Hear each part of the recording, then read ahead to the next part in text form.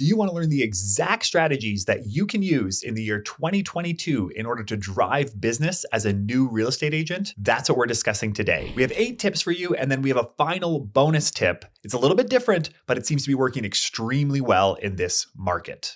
My name is Michael Montgomery, and I'm the founder of Rev Real Estate School. Let's dive right into the first one. So the first one is something that you can use as a new agent, or you can use this as a more experienced agent. Really, there's no time frame requirement when it comes to this tip. Now, this is how you can set up your calendar. And it's a little bit atypical from how you may be setting up your calendar. Most of the time, we're setting it up by putting in our appointments that we have and then fitting other things in around that. This flips this on its head. And so we call this the full calendar technique. Instead of thinking of your calendar and to-do list as separate, you actually combine the two. So you are using your calendar as a to-do list. Now, why this is so impactful, especially as a new agent, is because you have a lot to do. You're creating content, you're learning new things, you're out with clients, but on top of that, you're also learning the industry. And as such, you need a strategy in place. And if you just put these learning items on a to-do list, the chances of getting to them are very, very slim. So the way the full calendar technique works is you are not allowed to have any blank space in your calendar. As you're going through your day, you know exactly what you're working on. So anything on your to-do list, ship that over to your calendar and actually make an appointment with yourself. This works extremely, extremely well in order for us to ensure that we are getting our most important tasks done. So we should start treating our calendar like a to-do list as well. We have to marry these two concepts. So how does this actually work in practice? Basically, when your day starts, and mine starts right at the very start, right even before my day starts with my workout, and then from there, from workout time until the end of my workday, it is completely full. Now, this doesn't necessarily mean that I have appointments the whole time, but I have appointments with myself. And you're going to need to put these in order to ensure that you get through everything you need to do as a new real estate agent. So if you are looking for things to actually put in your calendar, these are some of the top items that I put in my calendar on a regular basis. First is operations time. So this is time for me to respond to emails and to deal with the operations of my business. Next is content time. So this is time that I'm going to spend creating content. Now, creating content is one of these things that sits on our to-do list and it doesn't actually get done. We're going to talk a lot more about content as we move forward. Next is learning time. And this is the time that you're going to spend learning contracts, doing CMAs, learning about the market conditions. Extremely important use of time. The next one is outbound time. So this is the time that we are spending prospecting, but it has to be outbound prospecting. So we're not following up with leads. We're not following up with people. Instead, we are actually starting net new conversations. We are outbound trying to solicit business in. Now, we're not actually asking for business. During this time, I'm not calling people asking them for business. Instead, I'm calling people wondering how they're doing. I'm building a stronger bond and relationship with these people. And that is what I'm doing during my outbound time. Now, how much time should we dedicate to this? At a minimum, we're dedicating 5 hours a week. Now, the reason why we say weekly is because I don't tend to prospect every single day. Instead, I tend to batch my prospecting into certain days of the week. So I know that one day I'm focusing more on content, the next day I'm focusing more on prospecting, so I'm going to have a larger amount of time that day. But at a minimum, we want 5 hours of outbound time a week. And again, remember, what we're doing here is we are connecting with people. We're connecting with our database. We're growing our database. We're just having human-to-human conversations. We're not actually trying to get business during this time. And finally, we have FaceTime. And so FaceTime is whenever we are out with clients or when we are out actually meeting new people. So networking events, even when we're at open houses, when we are going out for lunch with clients, these are all elements that form part of FaceTime. Next, we have turning yourself into a content machine. And this is extremely important. When we get into real estate, we think that it is saturated. We think that every topic has already been explored, that there's no point in creating a blog or YouTube videos, when in fact that there is so many people out there looking for information. So for content, we break it down into 2 different components. We have discovery content and we have branding content. So when we're looking at discovery content, the reason we're creating this is so that people can discover us. So it has to be put out on a medium that is discoverable. Now, this is also a long-term play. So in making this content, we're not looking for an ROI in 2 days. Instead, we are looking at the long game here. We're looking 5 years out. And what this will do is not only drive business to us, it's also going to crystallize our thinking.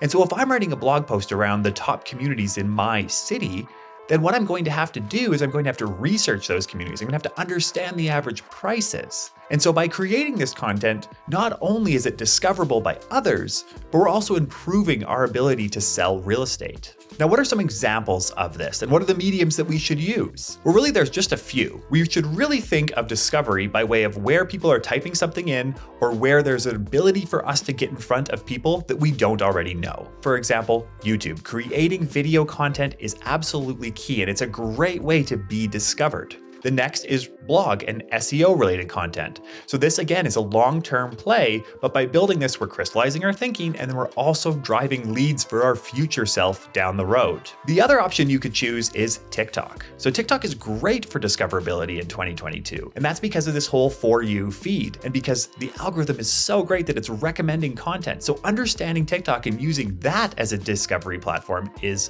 fantastic. Now, with discovery content, how often should we really be posting? Well, at a minimum, as a new agent, we should be putting out one piece of discovery content per week. So that would be a YouTube video or that would be a blog post. Now, TikTok's a little bit different because it also acts as a branding lever. Now, that being said, with TikTok, we want to be putting out one a day. So for TikTok, if we're looking to be discovered, one a day. And if we are looking to be discovered by way of SEO or YouTube, then we should be putting out something at least once a week and ensuring that it's high quality material. So what about the second type of content? This is branding content.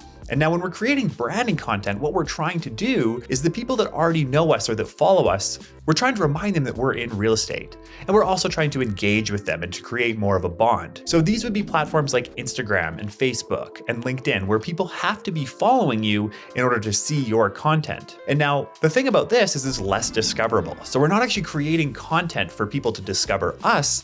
Instead, we're creating content to connect with people that already know us, or remind them that we're in real estate, which we have to do a lot as new real estate agents. You're going to tell people once and you're going to think that it's committed to memory, and it's not. We have to continue to remind them, and we can do this by creating branding content. So what's the hierarchy when it comes to choosing a social media platform? Well, there is actually a best and a worst social media platform when we're thinking about this. That's not to say each of these don't work in their own way, but some are better than others. So in 2022, if I was to focus on these, I would focus on first and foremost Instagram. That's where a lot of our people are. I would also focus on TikTok because of the growth potential with that platform. Next, you could also focus on Facebook, depending on your demographic. Another one you could focus on is Twitter, especially if you like written word and you like to analyze the market. Twitter can be great for that. I wouldn't focus as much on LinkedIn, and the reason for that is it tends to be more professional related items where people are sharing their own work related items on there, and less so about that human connection that we get from Instagram, Facebook, TikTok, and even Twitter for that matter. Now, we said with discovery content, we should be posting once a week. Now, how often should we be posting for branding content? Well, we should be posting once a day. So if you are using, say, for example, YouTube and Instagram, then you'd be doing one YouTube video a week, and then you'd also be posting on Instagram once a day. So the next thing you should be doing if you are a new agent in 2022 is having something to say. So what do I mean by this? This means that you are going to start having conversations all the time about the real estate market. Now, one of the best things that you can do in order to convert is to have an opinion and to also understand the market. So to have an opinion means this is what I see in the market. This is how I'm analyzing it. And if you don't feel like you are at that point yet where you can do that, you can take this content from others in your market that are putting out this sort of information, and then you can put your own take on it. So understand you have to have a position. And a position is not the real estate market's hot and it always will be hot and prices are always going up. Instead, can we get more granular about this? This is also going to help you understand the market better because it's going to force you to research. So this one all revolves around having something to say, and specifically having something to say when somebody says, how's the real estate market?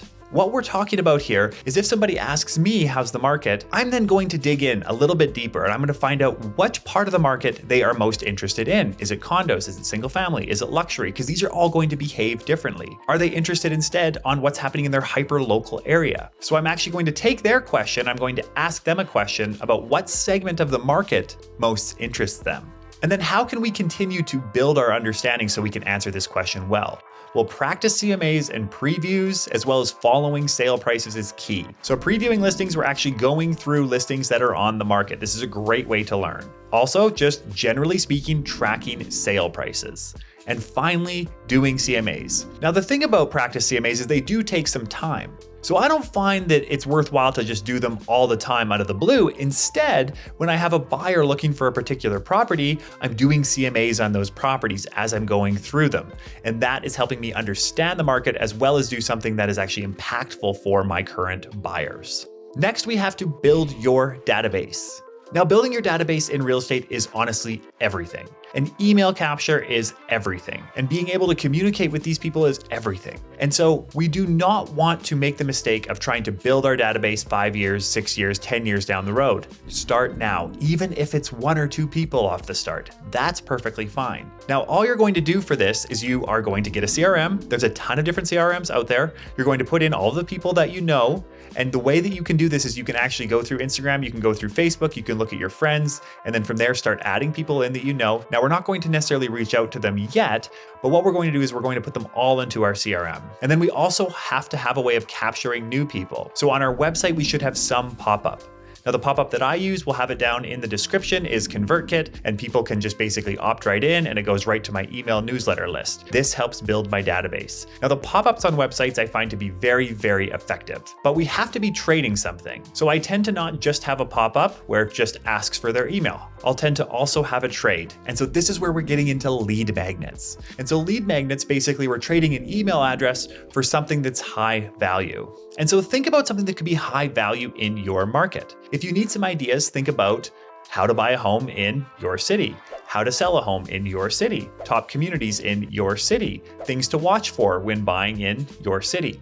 And these can be really, really good lead magnets. Now, we don't have to put a ton of time and a ton of effort into them. Yes, they should be professional, but what's more important is that we have it and that we're ready to start using it. And so creating this in Canva or even honestly in Google Docs so that you have it there, and then you're trading the email address in order to actually get the person to sign up, you are giving them the lead magnet. Now, another strategy, if you're wanting to take this one step further, is online leads. Now, most real estate agents don't do online leads right, in my opinion. I find that most online lead services just provide a bunch of weak leads, and it doesn't really make sense for me to use my time trying to qualify those people. Instead, I'd much rather focus on my sphere of influence and my database. That being said, if I am trying to get new people into my database, we can focus on online leads. But again, I like to trade a lead magnet for the email address. So if I'm putting out ads, oftentimes what I'm trying to do is I am trying to create some level of value so they will put in their email address that will then enter them into my database and I will give them the lead magnet in return. Now, this strategy works quite well on Facebook and Instagram. However, if you want to do Google pay-per-click, then instead what we want to do is we want to get people who are looking to buy and looking to sell. So what you're seeing here is a difference.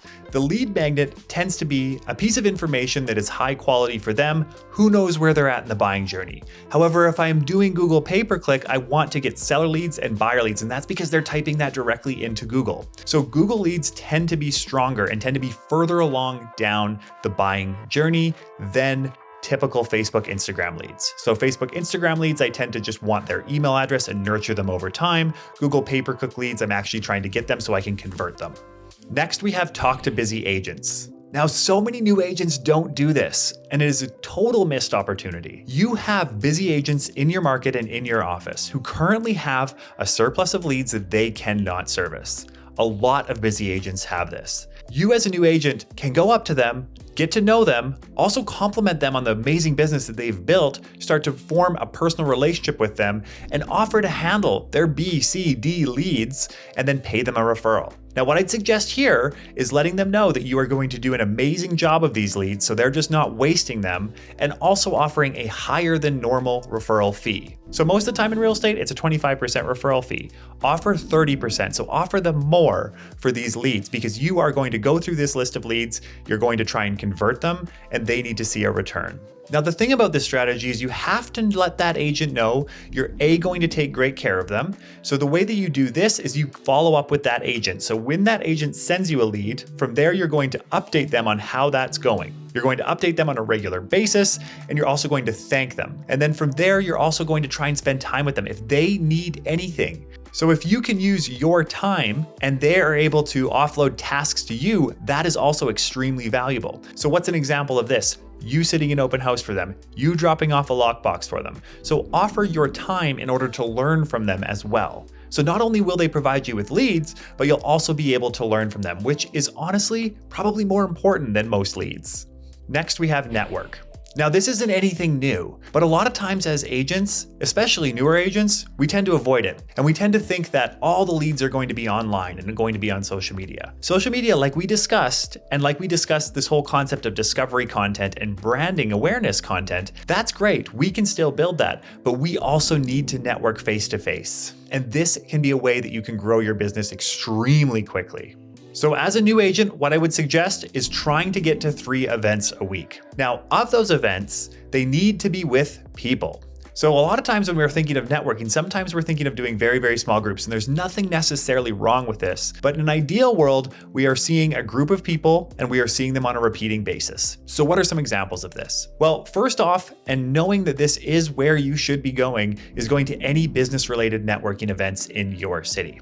And then we want to continue to show face there over time so we can start to build a bond. I know that it can seem like, oh, I have to go to some business networking event, but these people there are looking to grow their businesses as well. They understand the nature of referrals. And so many agents don't go to these events because they don't feel comfortable or they don't think it works, when in fact it does work, and you will grow your confidence and you'll become more comfortable the more often you show up at these things. But not only that, you're going to build your network, you're going to get to know other business owners, and you're also going to find third-party providers. So other different business owners that can actually help our own clients, home inspectors, lawyers, mortgage brokers. Now, what else can you do when we're thinking about networking? Well, networking is not just business events. Networking is also your hobbies, and that's the beauty of real estate. So if you enjoy tennis, you can go join a tennis group and start playing with that group over time. You're going to get to know them, maybe you take some lessons together, and that also becomes an event. So don't think when we're thinking of networking that we're only talking about going to business-related events. This can also be personal interests. However, again, when it comes to personal interests, we need to be seeing people. So it can't be some sort of environment where we're extremely quiet. For example, if we have a meditation group and we're not actually talking, we're just going there and we're meditating, that's probably not going to be a great source of referrals because there's no talking allowed. Instead, we need to have a group or an event where there's actually some connections occurring. Now let's go one step further than this. As a new real estate agent, the next thing you should be thinking about when it comes to networking is building your own community. And so this can be building an event. This can be building something around you where you are going to bring people together. So let's talk about some examples. The first one could be a dinner party. So maybe once a month you have a dinner party at your house, you invite over your friends, you have some people bring some food, and you have a great time. There's a great opportunity right there. Or maybe you're into the business community. You want to see the business community thrive in your city. So you actually create a networking event for like-minded business owners.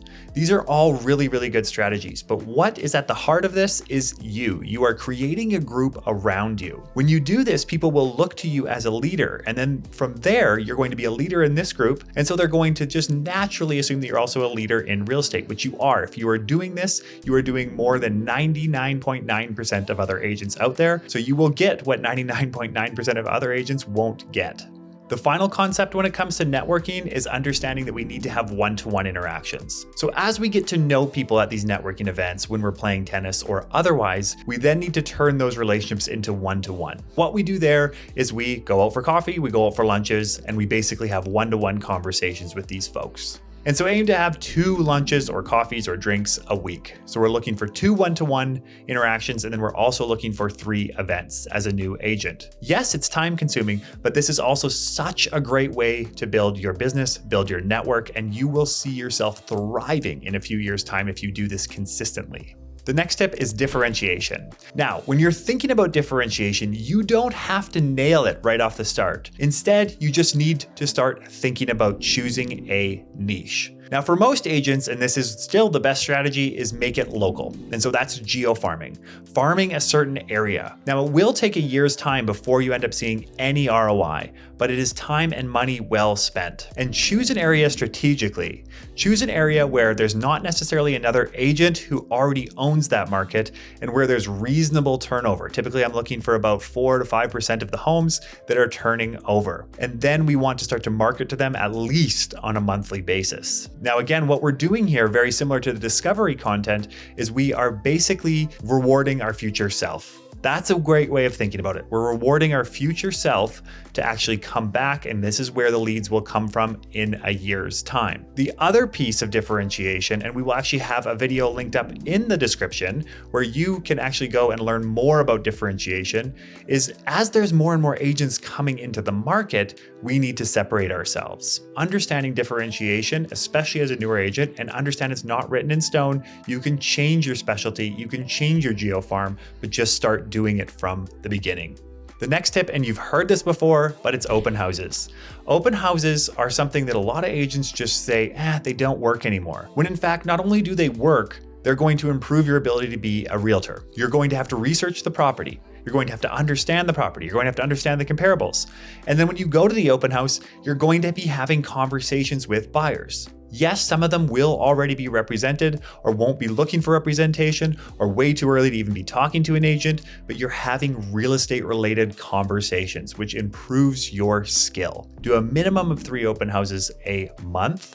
And what you're doing there is you're trying to connect and answer questions. Oftentimes at open houses, we think we have to try and get everyone's email address, everyone's phone number. Instead of doing that, try to have real conversations with people. And then from there, the networking will grow and people will start to trust you. Go with just purely interest and curiosity in wanting to have a conversation with somebody who's potentially interested in real estate. Final bonus tip, choose something fitness related and go and do it on a regular basis. If you're a runner, join a running group. If you're into lifting weights, join a gym and join things where there are people around. If you're into yoga, do yoga.